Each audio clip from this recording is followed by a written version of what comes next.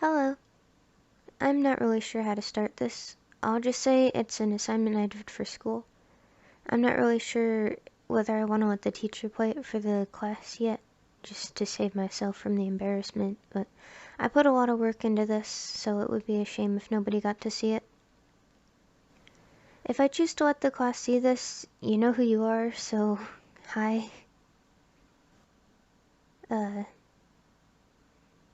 Yeah, I don't really have anything else to say. Here it is. The I spent way too long on this. I immediately fell in love with the idea of virtual reality the moment I got my hands on a Google Cardboard. For those of you who don't know, the Google Cardboard was a primitive HMD device with cheap plastic lenses. That means head-mounted display, by the way, that anyone could buy or build at home. This was way back when, unless you were a specialist or enthusiast of VR, it was just, that thing you put your phone in. It's not very advanced, but we've come a long way since then. Nowadays, VR is its own separate device, the headset at least, but VR itself has become a massively growing industry, technology, and community. Before I go any further, I need to address something. I am aware of my personal biases, and I'm not going to try to hide the flaws of virtual reality. I love VR, and it's a big part of my life, so I'm always going to feel like I need to support it, but there are some issues that I can't just brush aside. So I'll warn you now, it's easy to get lost here. When you aren't happy with your life or living conditions, virtual reality can be a helpful escape, but it can also be taken too far. Addiction and escapism are a serious problem, and they shouldn't be taken lightly. Now that that's covered, here's my project. I hope you like it. When I was tasked with this project, I didn't really know what to do. It's technically supposed to be an advocacy project, but I had no clue what I wanted to advocate for. Then I realized, the biggest part of my life that I'd love to share, virtual reality. So I'm dedicating this video to sharing this wonderful experience with as many people as I possibly can, because they're really missing out. I also wanted to stay true to the advocacy part of the project.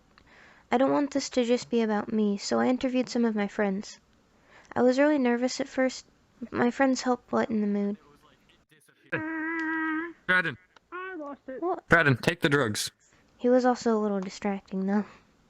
I'm trying to film a thing, and Nazca's just over here doing a fucking handstand. If Nazca starts doing something funny again, I might just straight up shit my pants. What? Which I just realized is probably a bad idea. 144p. Can you just He's getting a phone call. Gotta give him. He's banking. He's banking.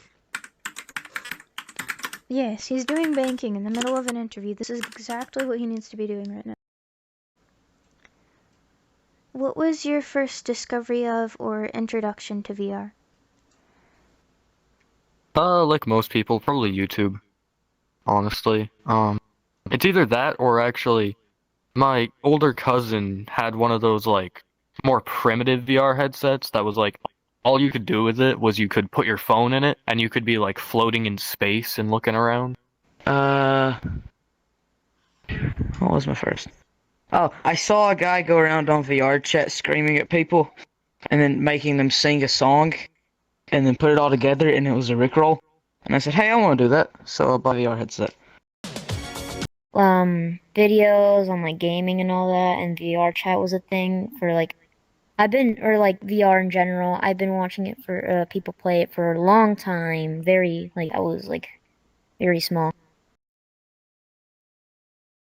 I first discovered VR chat when a few years ago when VR was still relatively new with the Oculus Quest 1, and I didn't have that, but I started to see videos starting to pop up around VR chat, and then one of my little brother's friends actually came over with a Quest and had VR chat on there, so I tried it out on there, and I was like, yo, this is pretty cool.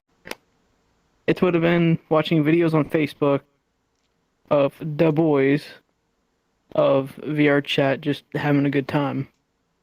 From Twitch in 2017. Someone was streaming it and it was very entertaining.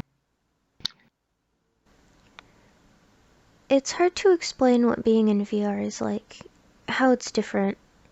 It's an interesting feeling putting on a headset for the first time. It's like stepping into a different world. You don't expect it to feel so real, but it does, and it makes you question how much you really knew before.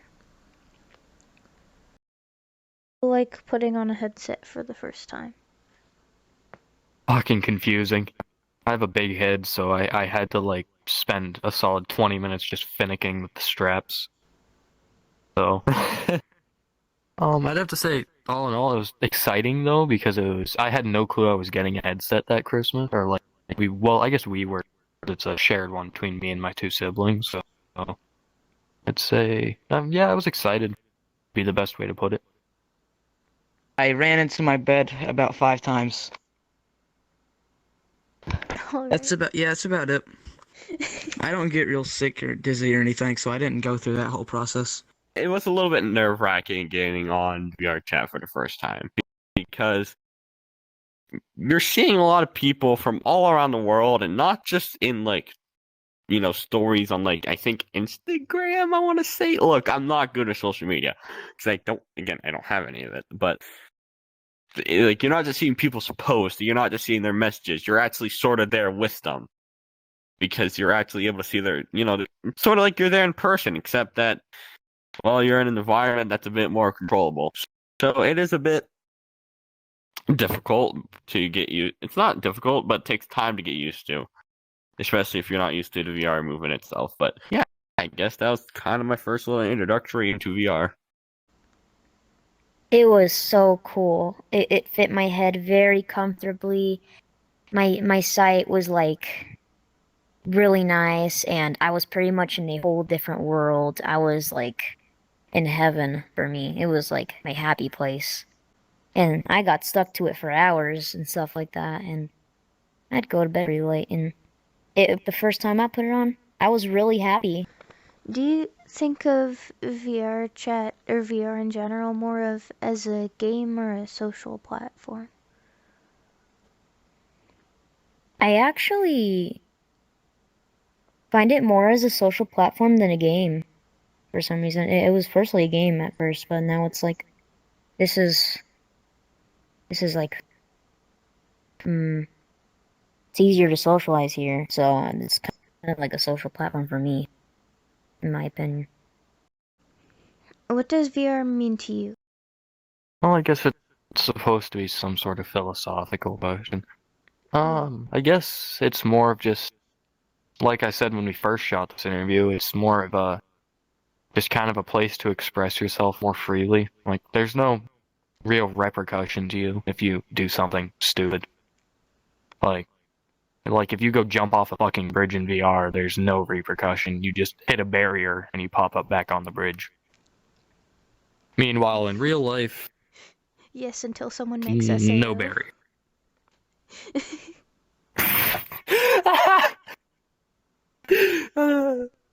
I mean, even then, SAO was kind of just like, nah. You hit the ground, we send a lightning bolt through your brain.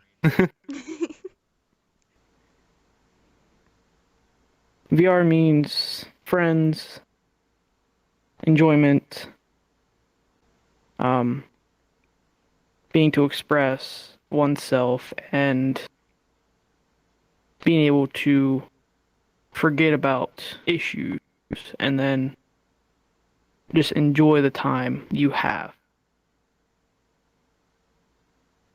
For me, VR is a safe place. It's where my friends are and where I've made a lot of good memories. There's a lot of places to visit. If you can think of a place you'd like to see, there's probably a world for it.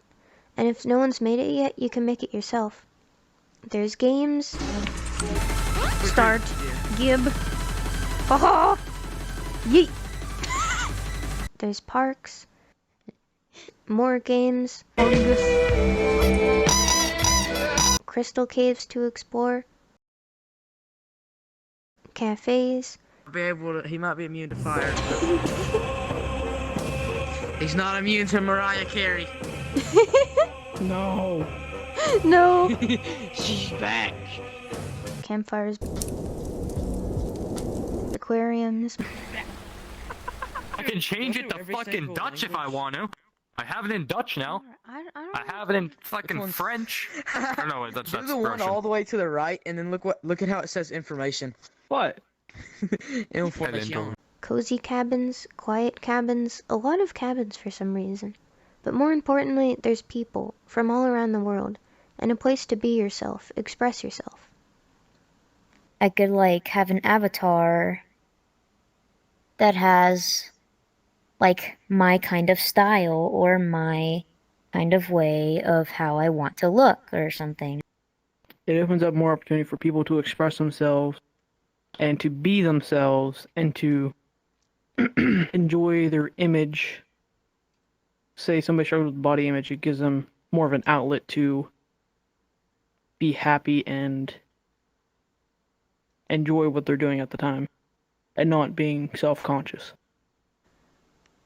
Well, I mean, I guess it's kind of you're looking at two sides of the equation. On one side, you have the type of expression that got me out of the whole phase, like got me to start realizing trans people aren't so bad, gay people aren't so bad, furries aren't so bad. Like, they're not bad people just because my town thinks they're gross.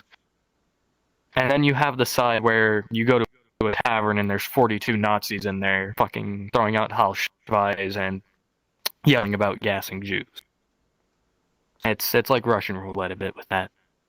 I think that's the I'm not best joking about that explanation either. of- That's the happened. best That's explanation happened of twice to me. avatars that I've ever heard. At least in VR chat. I mean, yeah. I'm not gonna lie, there's a lot of weird people in VR and online in general. But that's kind of the cost that comes with freedom of expression. Virtual reality provides a place where anyone can be whoever or whatever they want, no matter how strange or unusual that may be. It definitely leads to some, interesting interactions. Closed. It's out. You're not even circumcised. Oy vey. It's Dude, covered in it's leather. hanging right out. I mean, I can see it. I don't know why his I can see it. cock is I in must a not have leather the sheath. avatar. Once you learn to avoid the 7-year-old screaming slurs in public lobbies, Here, I can crash your game, so I think you want me to. Nazis, Elmo? Strangers inquiring about the size of your dick. Give me smell like the vanilla. cum. This is a cum. You smell like vanilla inquiry. mixed with shit. Say please. And just generally toxic people. Name. Nazca, there's this guy rubbing asses in people's Yeah, faces. you Be fell careful. on the floor and somehow managed to stay asleep. You've only been there for like 1 or 2 minutes. Although you got someone standing on you. He's not The trying to fuck's wake this up to a retard? lap dance. Leave him alone. You'll find a lot of potential friends and really interesting people to talk to. How does VR affect your social life? I'd say positively. Like, before VR, I was kind of a snarky, argumentative, aggravated douchebag would be the best way to put it. I was just kind of a dick to everyone. And then after VR, I feel like I kind of chilled out a bit. Like, VR has affected my social life in a very positive manner because growing up in high school and outside of school, I had little to no friends. And in VR, I've made and met a lot of people I really enjoy talking to, spending time with, and just overall have a great time spending it with them. So it's done a very positive impact. Not really. I mean, I have like 600 hours on VR chat, so I'm gonna be a virgin for the rest of my life. But yeah, that's about it. Can I say that? This is a school project. I forgot about that.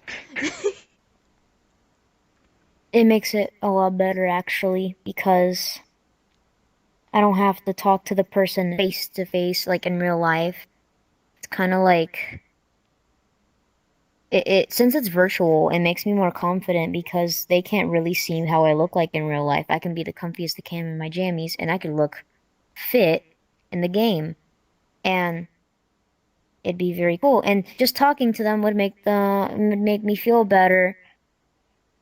It'd make me feel better about the other social life, which is in real life, because it improved talking since it's easier for me to talk in VR. I don't know how to really explain it, but for me, for some reason, talking in VR is a lot better because I can go to a world I want that's something I'm interested in and find people there, like friends and stuff like that, of what they're interested in, and then I can become friends that easy.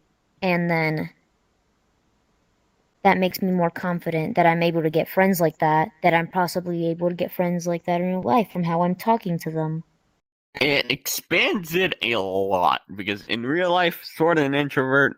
On here, it's easier for me to socialize with people because I don't feel like I get judged as much, which, or like, I guess it's just easier for me to socialize because the factor that once you see somebody on here that if you don't want to, you don't have to see them again, is just, it helps with my anxiety to just, and this is just being personal. Because it's different for everybody. At first I was nervous to talk to people, but I ended up meeting a bunch of interesting people and making a lot of really good friends. 99% of my social circle is in VR. Oh, like a good solid 65%. 65.6%, we'll go with that. It's the only place I have social interaction, so I guess a lot. I will admit that a disproportionate amount of my friends are online. I'm not gonna lie about that one. Every now and then when I'm with my friends sitting around the fireplace at 3 a.m., I'm tired. I know I should leave, but I don't want to.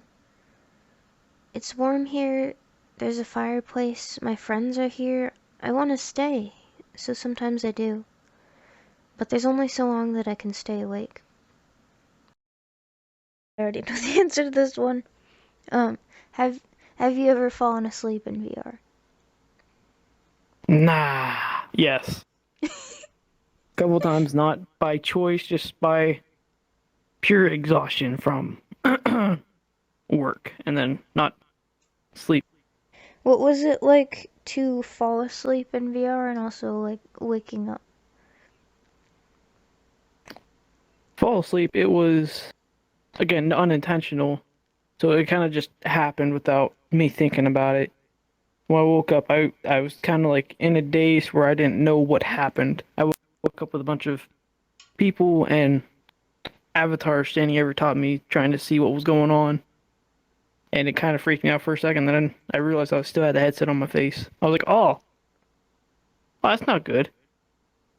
Basically, in real life, it feels a little more relaxing because, you know, you're all comfy, you don't got this big electric, like game on your head at all times. It's gonna make my head hurt sometimes when putting on this thing. I gotta get off because it makes me more tired, but when I'm in the game, it sometimes can be more relaxing because you can go to calming worlds and there's like beds and stuff, and pretty much the difference is you don't have to always play a game while sleeping. You can't really turn comfortably because your headset might fall off or something. At the end of the day or night or whatever, hell, I don't even know what time it is anymore. I don't want to leave. This place isn't perfect, but there's nowhere else in the entire world that I think I could possibly want to be instead of here. This world I found, these people, they mean everything. This is the happiest that I've been for as long as I can remember, and I don't want it to end. Recently I noticed I may be getting lost here too. I've come to hate the term real world. Who's to say what's real and what's not, anyway? The idea itself that one thing can be more real than another goes against everything that I believe in. Everything is real, it's just sometimes different than what we think it is. I feel, I think, therefore I am. From my perspective, this is the realest thing I've felt in a long time. There's a saying I've come to know in the VR community. It's one world, infinite realities. I know, just 4 words, pretty simple, but it means a lot more than that. The way I interpret it, at least, is we may be stuck where we are physically, but in our minds, there's no limit to how far we can explore. It's sort of like, I don't know, some sort of meditation, but we don't have to be alone. Like a dream we all share, and I don't want to be alone anymore.